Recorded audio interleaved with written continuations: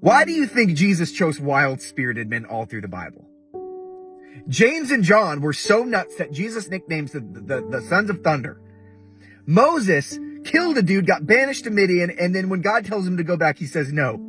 David slept with his buddy's wife, got her pregnant, killed off the buddy in war, and God then calls him a man after his own heart. And Jesus chose a ragtag group of 12 teenage fishermen to be his disciples. Oh, and by the way, Simon was a terrorist, Matthew was a tax collector. What are we doing here, Jesus? These are not the first round draft picks, but Jesus spent all night praying for who should follow him.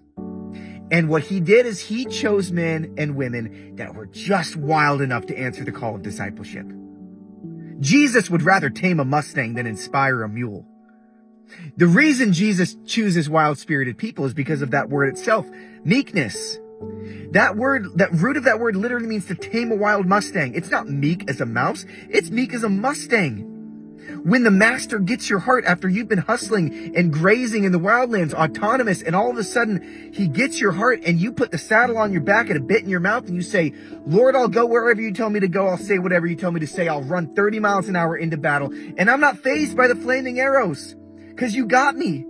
You trust him so much. That's when you become meek. And guess what happens when you become meek? You inherit the earth. And guess what? You're not inheriting the earth because it's something that is valuable to you. You're like Moses getting right up to the promised land. And Jesus is like, here's the promised land. And you're like, Lord, if your presence doesn't go with me, I don't want it. You find that the gift is in the communing with your master. And he's the master. You're the Mustang. When you get to that place where you put it all on the altar, like these men and women did, like these wild ones that Jesus chose, that's when all of a sudden he'll send you on an adventure. He'll say, bridle up, baby, let's go. I've got people for you to reach. I've got a gospel for you to preach. I've got a calling on your life. And I know I can trust you because you've lost your life.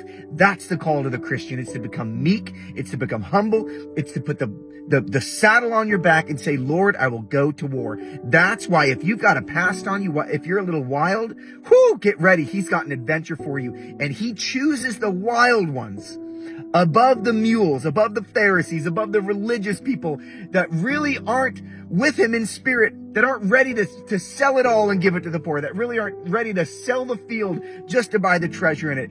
That's why God wants to call the wild ones, because he's ready. If you're ready, he's ready. And he's like, listen up. There's people out there waiting for you. There's a calling and there's an adventure. And I'm right there with you. You put that bit in your mouth and that saddle on your back, and I will take you places you never could have imagined. But guess what? It's going to be costly. It's going to cost you your life. But in return, I'll give you tenfold what you could have ever imagined.